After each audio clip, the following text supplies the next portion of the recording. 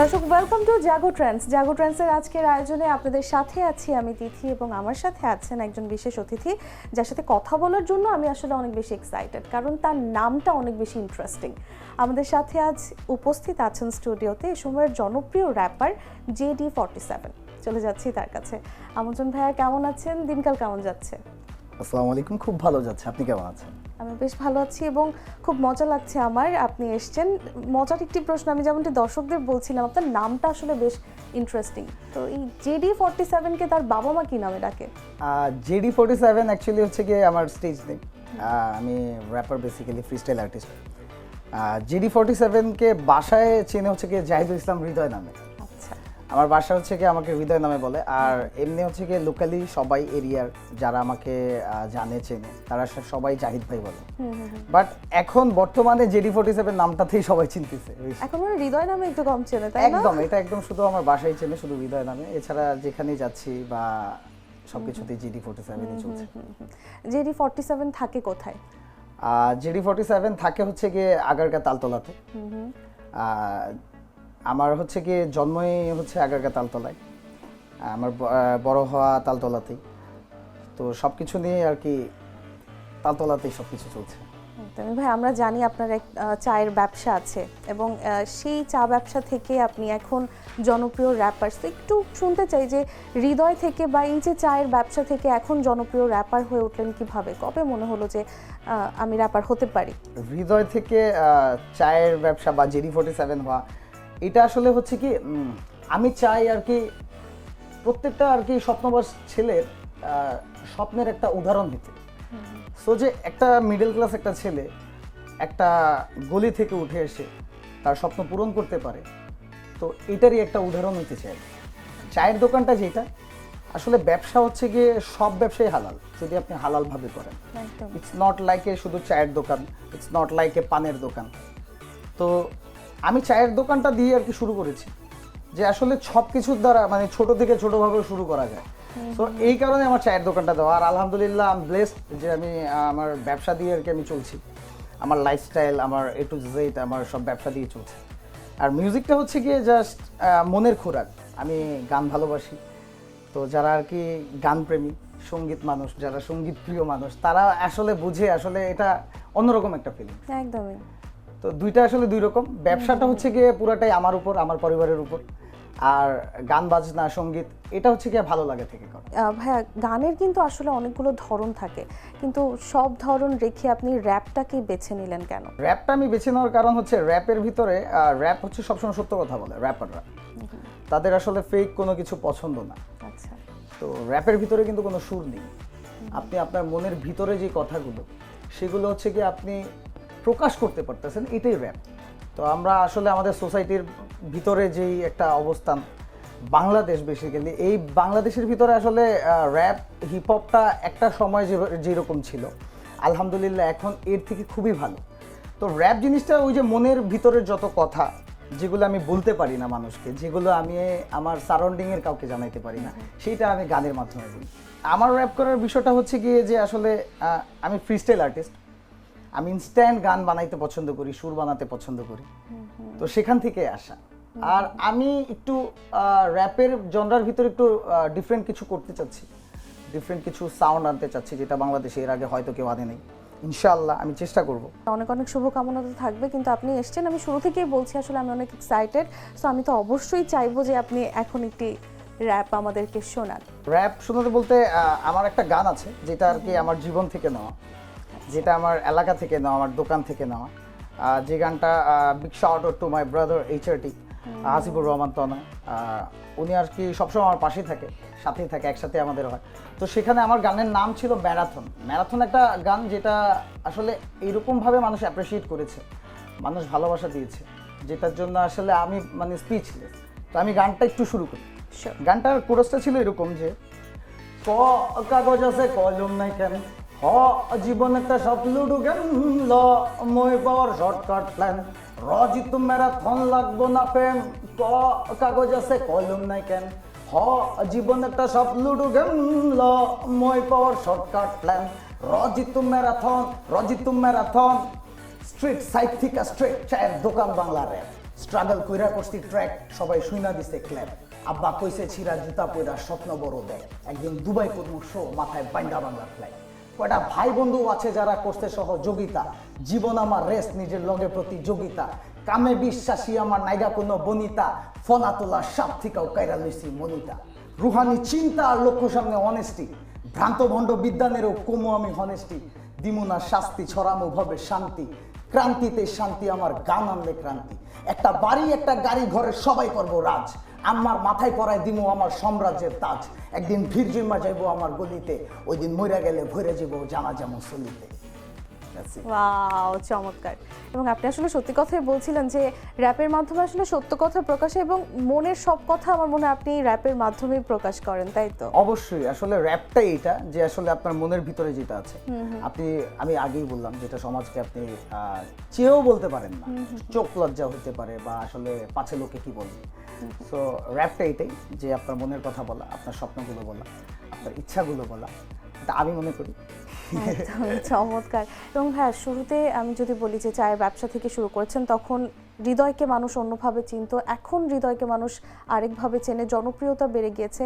এখন আসলে অনুভূতিগুলো কেমন, বা আপনি বলছিলেন আপনি এখনো ব্যবসা করেন, সেখানে মানুষ গিয়ে কি র্যাপ শুনতে চায়? হৃদয় থেকে আসলে কি র্যাপটা ছোট থেকেই করা, গলিতে করা। আমার একটা টিম ছিল বা এখনো আছে, সো বাইজিদ রহমান ওর নাম, ওকে শাউট আউট না দিলেই নাই। তো যার মানে ওর থ্রুতে আর কি একটা ইন্সপায়ার্ড আসা র্যাপ করা।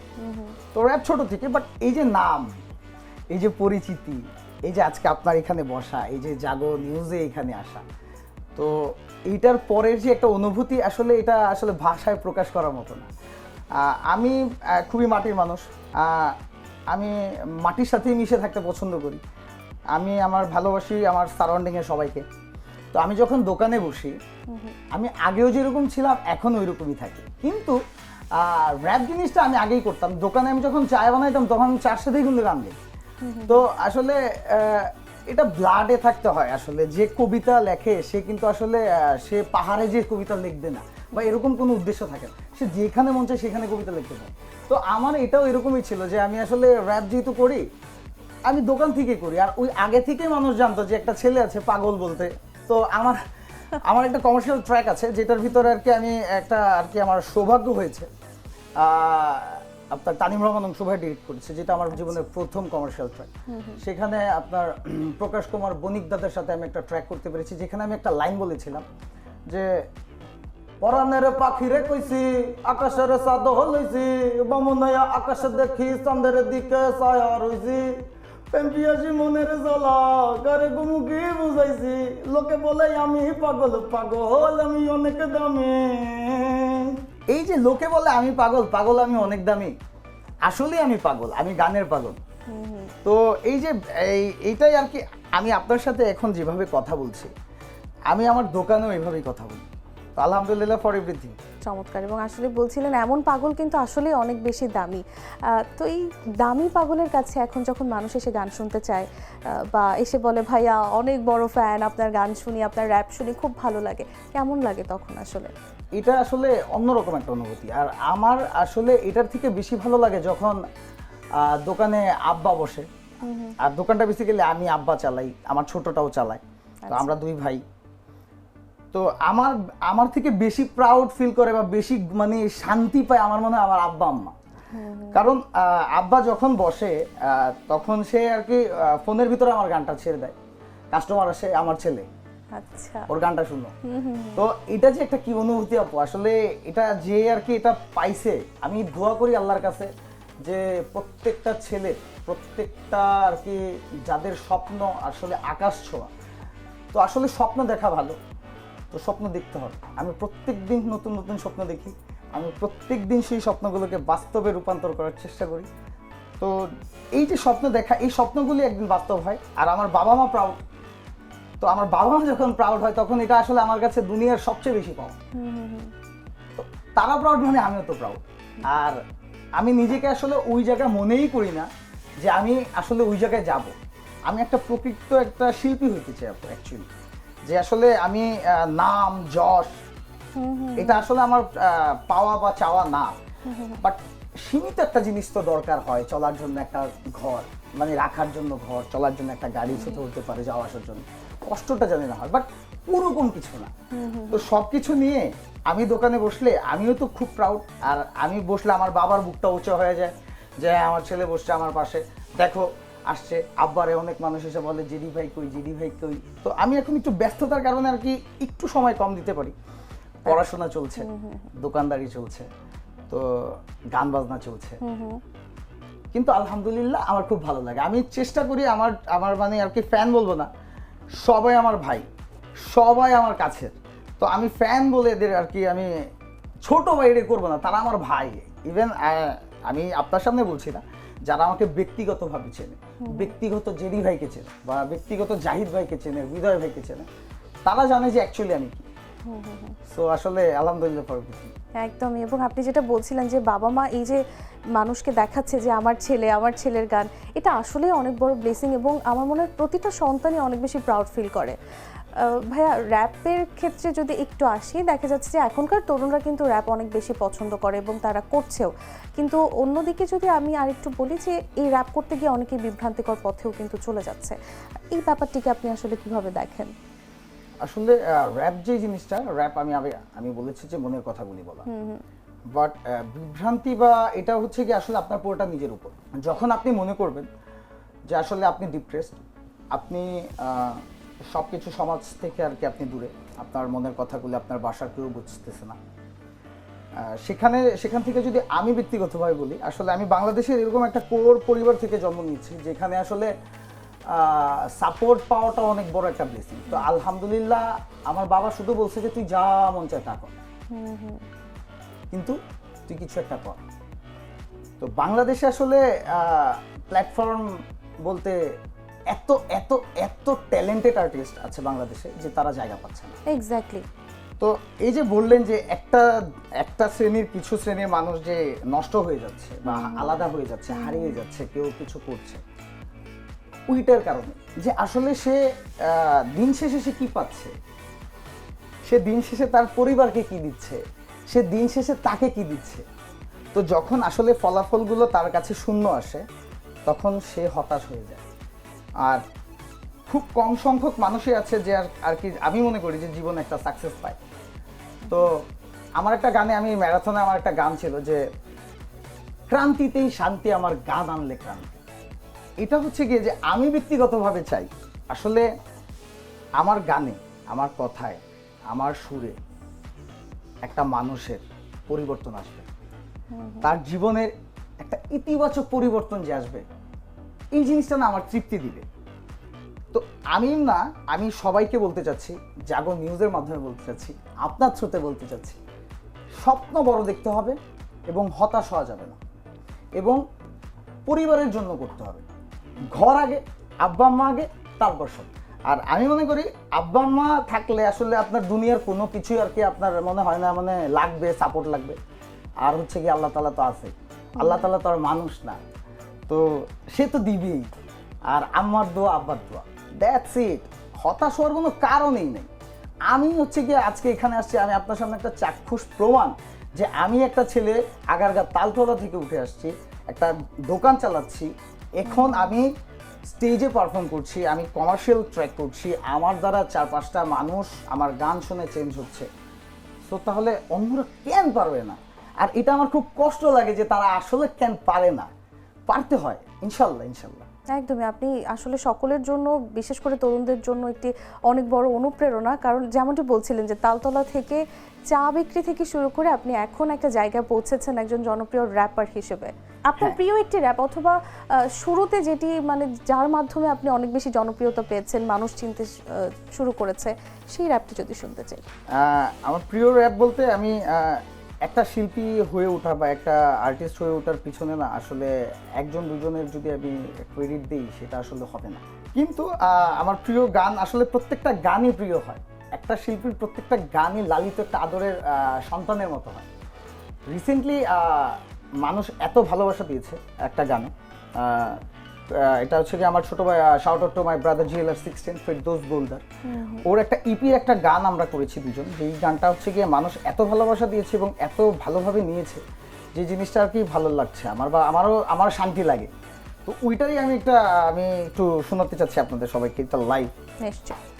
আই মিসড হিম, সো ও হোপসো ইনশাল্লাহ নেক্সট বার থেকে গোলদারও থাকবে, এইচআরটি ভাই, এভরিওয়ান আমাদের সাথে থাকবে ইনশাআল্লাহ। তো গানটা ছিল এরকম যে, মাটির শরীর মাটিতে যাইব গা ভয় নাই, উপরওয়ালা ঠিক জানে কখন কে লইব বিদায়, আপন মানুষ আইব ঠিকই তখন কোনো লাভ নাই, মন পাখি উইরা গেলে দিন দুনিয়া দিব বিদায়, মরার পরে তোর লগে যাইব খালি কাফন, আপন মানুষ তখন আয়া দিয়া যাইব দাফন, দিলের কষ্ট বোঝা দিতে শিখ দিলে দাফন, খোদারে ডাক জিতাই দিব হারা জীবন, বাপ গেলে বুঝবি আসলে কে দিলের আপন, তোর মারে কষ্ট না দিয়া কিনানে তুই কাফন, মৃত্যু চিরন্তন সত্য জানি, বাঁচে কৃতিত্ব বাঁচে না প্রাণী, কার মনে কি আছে জানে অন্তর্যামী, রক্তে ভেজা চোখ আমার আর ঝরে না পানি,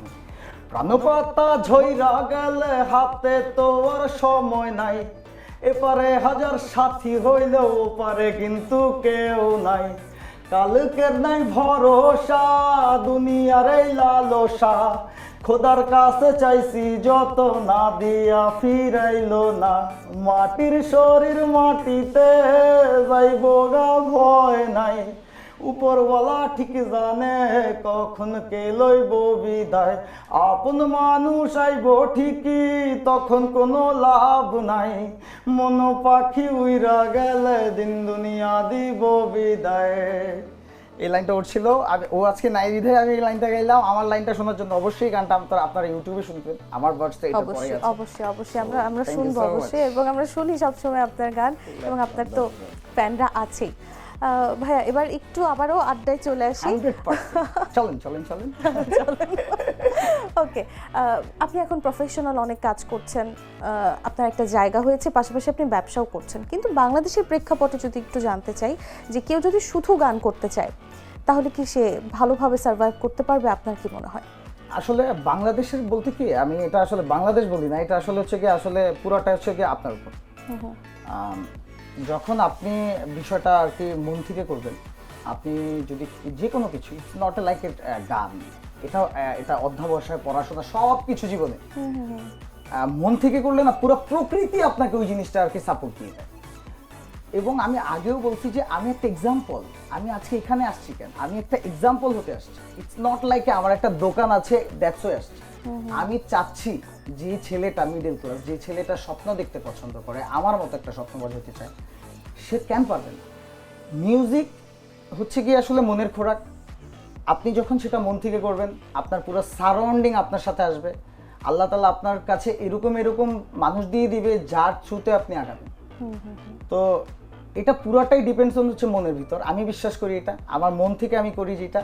আমি যখনই একটা জিনিস মন থেকে ভাবি, আমি দেখি আমার পিছনে 8-10টা মানুষ এসে পড়ে, আর 8-10টা মানুষে 8-10টা কাজে তারা আমাকে সবভাবে হেল্প করে, পুশ করে, তাদের সর্বোচ্চটা দেয়। আমি তাদের কাছে যে এত কৃতজ্ঞ আপু, আসলে আমি আজকে স্পেশালি মানে তাদের মানে এত মানুষের নাম, মানে যদি আমি একটা লিস্ট, আমার মনে হয় একটা ডিকশনারি হয়ে যাবে আমি এই পর্যন্ত আসার, যে আমার আর কি এত মানুষের ভালোবাসা। বা তো যেই মানুষটা চায় সে পায়, তো চাইলে তো ক্ষুধারেও পাওয়া যায়। একদম মন থেকে চাইতে হবে। মন থেকে চাইতে। ভাই আপনার একটা অসাধারণ ট্যালেন্ট আছে, সেটা হচ্ছে আপনি ইনস্ট্যান্ট লিরিক্স লিখে ফেলেন বা ইনস্ট্যান্ট গান করে ফেলেন, কিন্তু এটার ভেতর দিয়ে বা এটার পরে যেটা দাঁড়ায় সেখানে খুব অসাধারণ একটি জীবন দর্শন আমরা দেখতে পাই ওই গানের মাধ্যমে। এটা কিভাবে হলো আর কি, এই ট্যালেন্ট কোত্থেকে এলো এবং এই চারণ কবি কিভাবে হয়ে উঠলেন? আসলে এটা না আমিও জানি না। বাংলাদেশের ভিতরে ফ্রিস্টাইল করে খুবই কম কিছু র্যাপার আছে, তার ভিতরে আমি একজন করছি। আমি চেষ্টা করছি হচ্ছে কি আর কি ডিফারেন্ট কিছু করার। আমি চেষ্টা করছি হচ্ছে কি আর কি বাংলাদেশে এরকম কোনো একটা মিউজিক আনার, যেটা হয়তো এর আগেও কেউ আনেনি বা আনছে, বা ওটার ভিতরে নতুন কিছু আর কি বের করার। আমি হিপ হপের ভিতরে আমি ফ্রিস্টাইল করে আমি সুর বানাই, আমি ইনস্ট্যান্ট এখন বর্তমানে একটু আর কি কমার্শিয়ালে যাওয়ার পরে আমি একটু লিরিক্সের দিকে ধ্যান দিচ্ছি। তো এছাড়া আমার সব কিছু ফ্রিস্টাইলই হয়। এই যে আমার যত গান আমি রিসেন্টলি শোনালাম, বা আমার আরও যত গান আপকামিং আসছে, তার ভিতরে আমি মনে করবি যে 96% হচ্ছে আমার ফ্রিস্টাইলে বানানো, তারপর ওইটাকে আমি মেরামত করি। আচ্ছা, তো ফ্রিস্টাইল আমার কাছে আর কি এটা একটা ব্লাডে আমার, তো ব্লাড থেকে চলে আসে, আমি আই ডোন্ট নো এটা কেমনে হয়। তো আমি যদি এক্সাম্পল দিতে চাই, আমি জানি না, আমি চোখ বন্ধ করলে আমি লিরিক্স দেখি, আমার সামনে ভাসে, আমি যা দেখি আমি তাই বলি, এটাই আর কি। গড গিফটেড বলতে পারেন, অবশ্যই গড গিফটেড, অবশ্যই আমিও তো গড গিফটেড, আপনিও, আমরা সবাই আলহামদুলিল্লাহ। এবং আমি না অনেক বেশি এক্সাইটেড ছিলাম, বিশেষ করে যখন আমি শুনেছি যে জেডি আসছে আমাদের স্টুডিওতে।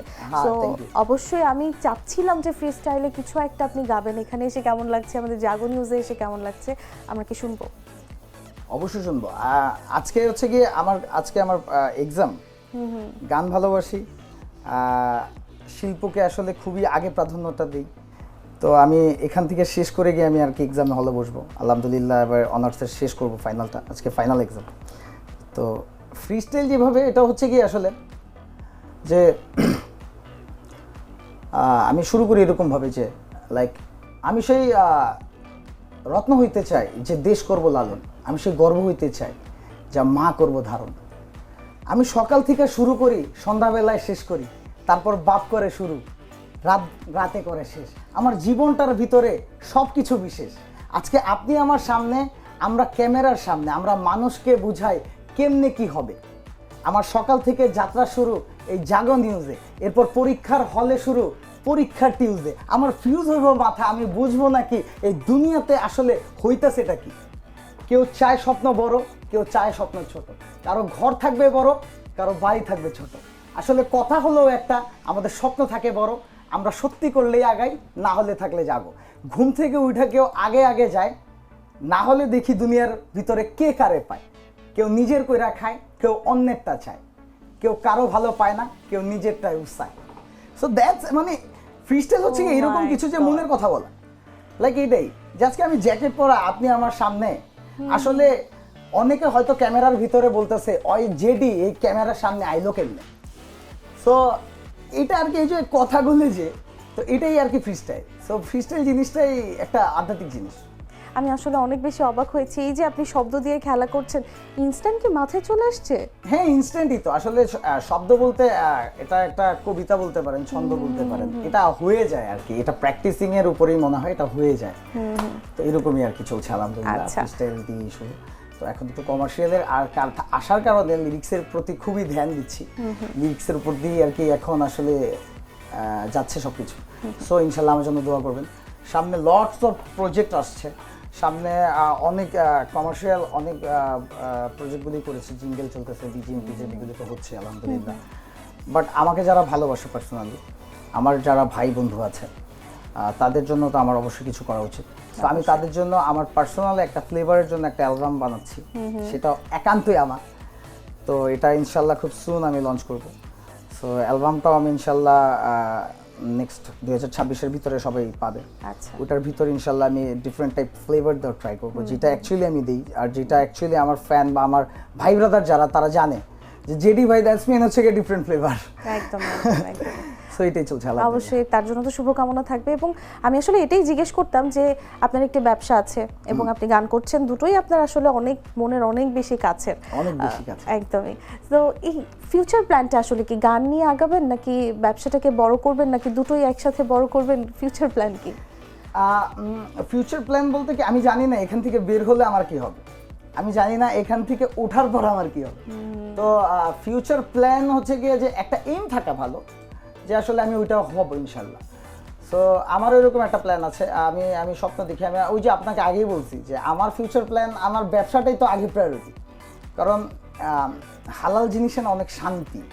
আমার ব্যবসাটার থেকে যখন আর কি আমার ফ্যামিলিটা চলছে, আমার ভার্সিটির খরচ চলছে, ইভেন আমি চলছি, আমার লাইফস্টাইল চলছে, তো অবশ্যই আমার প্রায়োরিটি বিজনেসটা আগে হবে। আর এই গান, এটা হচ্ছে কি আসলে আপু, আমি মনে করি যে প্যাশনটা যখন প্রফেশন হয়ে যায় না, খুবই মজা ওইটা কাজ করে। তো আমি আজকে আর কি এটা প্যাশনালি করতাম, এখন আমার মিউজিকটা প্রফেশনালি যাচ্ছে। তো এটাকে আমি আর কি আমার ব্যবসার সাথে আর কি আমি দুটোকে বন্ড করতে চাই, দুটোকে মিলিয়ে ফেলতে চাই, যে অ্যাকচুয়ালি আমার বিজনেসটা থাকবে আমার ফার্স্ট প্রায়োরিটি, আর আমার এই যে প্রফেশনটা, JD47 এর প্রফেশনটা, সেইটা আমার বিজনেসকে একসাথে করবে।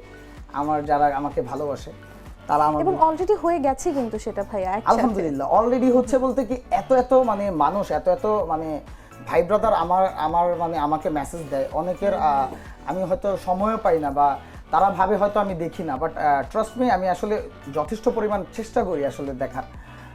আমি ট্রাই করি, অনেক ইন্সপায়ার্ড হচ্ছে অ্যাকচুয়ালি।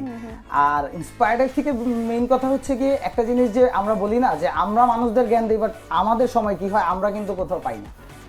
তো আমার বিষয়টা হচ্ছে কি আমি ওই যে বললাম আলহামদুলিল্লাহ ব্লেসড, যে আমি যখন আর কি একটু একা থাকি বা আমি যখন আসলে নিজের অঙ্ক মিলাতে পারি না, তখন আমার সারাউন্ডিং এ কিছু ভাই ব্রাদার আছে যারা হচ্ছে গিয়ে সবসময় আমার সাথে থাকে। আমার একটা ট্রিও আছে লোকাল বাংলা পোয়েট্রি, যেখানে এইচআরটি থেকে shout out to my brother, whole brother Faraz, MJ flame, এরপর হচ্ছে Lucifer. So there are so talented artist. তো বলেন অবসর টাইমে আপনি কি করেন? আমি অবসর টাইমে হচ্ছে গিয়ে আমি ওদের সাথে সময় দিই, ওদের কাছ থেকে আমি শিখি।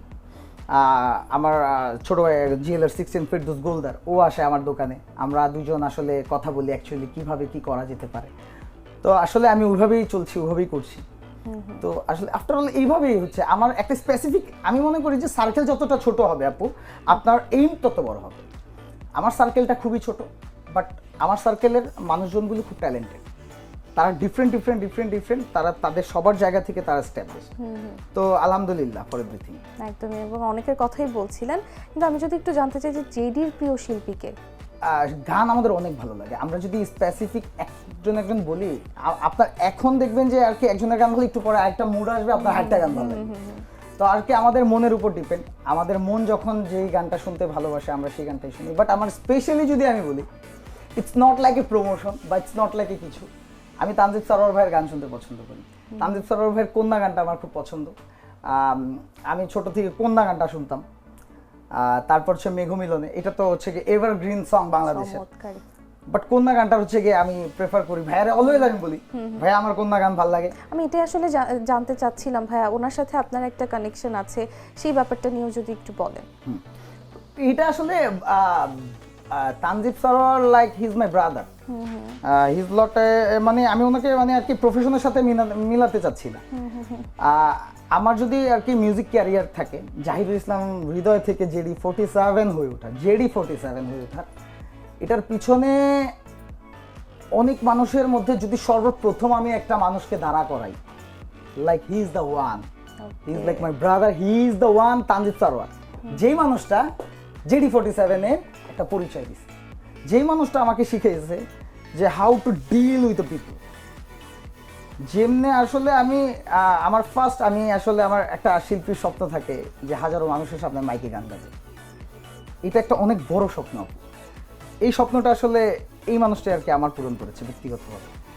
আমার ফার্স্ট কনসার্ট, আমার ফার্স্ট হাতে মাইক দেওয়া তানজিব সরোয়ার ভাই। সে আমাকে শিখিয়েছে যে আসলে কিভাবে মানুষের ভালোবাসা পাইতে হয়, কিভাবে আসলে গানের ভিতরে থাকতে হয়, কিভাবে আসলে মানুষের মনের কথাগুলি বুঝতে হয়।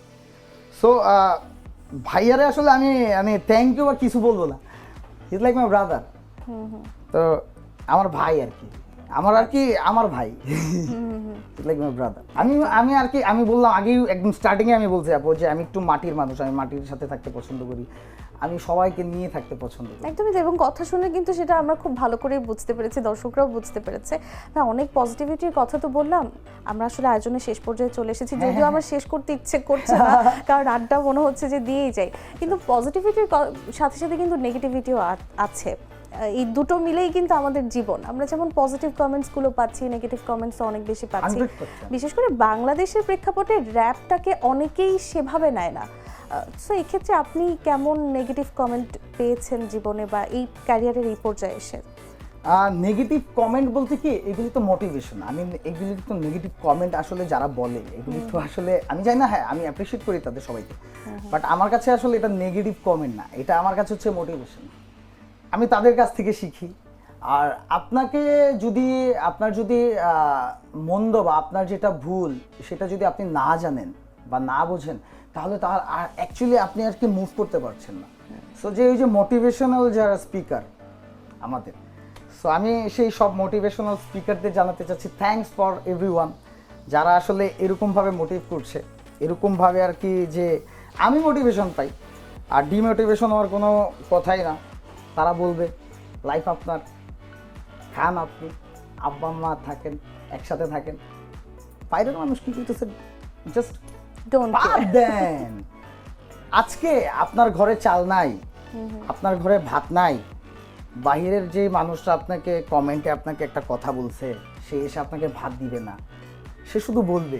সে হয়তো বৈশা আছে, হয়তো যায় দেখেন কোনো একটা অজবর একটা গ্রামের একটা ক্ষেতের মাঝখানে 4-5টা ছেলে বৈশা একটা কমেন্ট করতেছে। সে জানে না আসলে এই জায়গা পর্যন্ত আসতে যে কতটা কষ্ট। তো ওইটারে মানুষ বলে ডিমোটিভেশন, অনেকে ফেড আপ হয়ে যায়। আমি প্রথম ফেড আপ হয়ে গিয়েছিলাম। আমার দোকানে হচ্ছে সময়টি বেশি ছিল, আমি আরো বিভিন্ন জায়গায় যখন গিয়েছি, অনেক মানুষের যখন অনেক কথা বলছিল, তখন আমার খুব কষ্ট লাগছিল। আমি তো ভালোবাসা চাই ভাই, আমি তো মানুষদের বোকা কেন খামু, মানে আমার কথা বুঝছে, মানে অ্যাকচুয়ালি আমি যেটা ট্রু আপু, আমি কিন্তু ব্ল্যাক অ্যান্ড হোয়াইট, আমি যে এমনিই কথা বলি।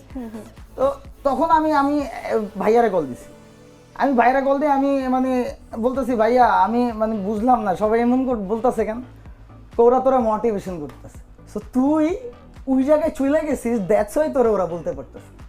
তো ওই যে ওইখান থেকে যে মাথায় আমার কিক আসছে যে এরা তো ডিমোটিভেশন না, এরা তো মোটিভেশন। সো আমি তাদের মোটিভেশনাল স্পিকার বলি। সো আলহামদুলিল্লাহ ফর এভরিথিং, আপনারা যত বলবেন আমরা তত আগাবো। একদমই তাই, এবং এটা আসলে নিজের উপর ডিপেন্ড করে যে 100% আমি কিভাবে নিব। 100%। ভাইয়া অনেক আড্ডা দিলাম, খুব ভালো লাগলো, এবং আপনার কাজ আসছে, এবং আপনার সাথে কথা বলে যেটি দেখলাম যে আপনি আসলেই মাটির মানুষ। খুব ভালো থাকেন, আপনার কাজের জন্য অনেক অনেক শুভকামনা। আমরা বিদায় নেব, কিন্তু অবশ্যই আপনার র্যাপ শুনতে শুনতে। ধন্যবাদ পৃথিবী, আপনাকে ধন্যবাদ জাগো নিউজকে, যে আসলে আমার মতো একটা সপ্তম ছেলেকে এখানে আনার জন্য। আসলে আমি চাই এখানে যখন আমি বসেছি, এখানে হয়তো একজন হলেও আমাকে দেখবে, অবশ্যই দেখে সে হয়তো ইন্সপায়ার্ড হবে যে ও যদি এখানে বসতে পারে আমি পারবো বসতে। একদম। সো আর আমি যখন এখানে আরেকটা মানুষকে দেখবো আমার মতো, ট্রাস্ট মি, আমি তার থেকে হয়তো আমি বেশি খুশি হব যে আলহামদুলিল্লাহ যে সেও পারছে। সবাইকে ধন্যবাদ, আমার জন্য দোয়া করবেন। অনেক অনেক প্রজেক্ট আসতেছে সামনে, অনেক প্রজেক্ট আসতেছে যেগুলো সারপ্রাইজিং, যেগুলো JD47-কে ডিফারেন্টভাবে দেখবে মানুষ, JD47 ডিফারেন্ট ফ্লেভার মানুষ পাবে। ব্যবসাটা আলহামদুলিল্লাহ বড় হয়েছে, ব্রড করছি আপনাদের সবার দোয়ায়, বাবা সবার দোয়ায়। তো আলহামদুলিল্লাহ এভরিথিং। যেটি আপনার গান তো শুনবো, তার আগে আমি দর্শকদের থেকে বিদায় নিয়ে আসি। দর্শক, এতক্ষণ জমজমাট আড্ডা দিচ্ছিলাম JD47-এর সঙ্গে। যারা এতক্ষণ আমাদের সাথে ছিলেন নিশ্চয়ই অনেক বেশি এনজয় করেছেন, এবং যেটির মাধ্যমে আমি শিওর যে তরুণরা আরও অনেক বেশি অনুপ্রাণিত হবে, এবং স্বপ্ন দেখা কিন্তু ছাড়া যাবে না জেডির মতো। যারা এতক্ষণ আমাদের সাথে ছিলেন সকলকে অসংখ্য ধন্যবাদ জানিয়ে এখানেই বিদায় নিচ্ছি। সবাই ভালো থাকবেন, সুস্থ থাকবেন, এবং জাগো নিউজের সঙ্গেই থাকবেন। ধন্যবাদ। লাস্ট আমি যেটা আর কি একটা ট্র্যাক করেছি, যেটা আমার আর কি সৌভাগ্য হয়েছে শিবলু ভাইয়ের সাথে গান গাওয়া, সাদা সাদা কালা কালা, তারপর কথা করোনার যে জনক শিবলু ভাই। তো শিবলু ভাইয়ের সাথে আর কি আমি গানটা করতে পেরে আমি নিজেকে আসলে খুবই ব্লেসিং মনে করি। যে গানটা তার গানটা ছিল এরকম, এটা একটা ফিকশনে গিয়েছিল, এটা ফারহান ভাইয়ের ফিকশনে, চোর ফিকশন। আচ্ছা আচ্ছা। যে গানটা ছিল এরকম যে, মনের পাখি বনে থাকে, বনের পাখি মনে না, রজনীর মুখের হাসি লাগে অন্ধকার রাইতে পূর্ণিমা, আর কয় না ময়না কথা মনের ব্যথা পুষি বুকেতে, সে কেনা সে মোর খেয়ালে, দিলের দাগা দেয় দেয়ালে, খোলা চুলাউলা মনের ভিতর বাউলা, আবাগলের যুগ মনে মনে সবার আইলে মাওলা, খোলা চুলাউলা মনের ভিতর বাউলা, আবাগলের যুগ মনে মনে সবার আইলে মাওলা।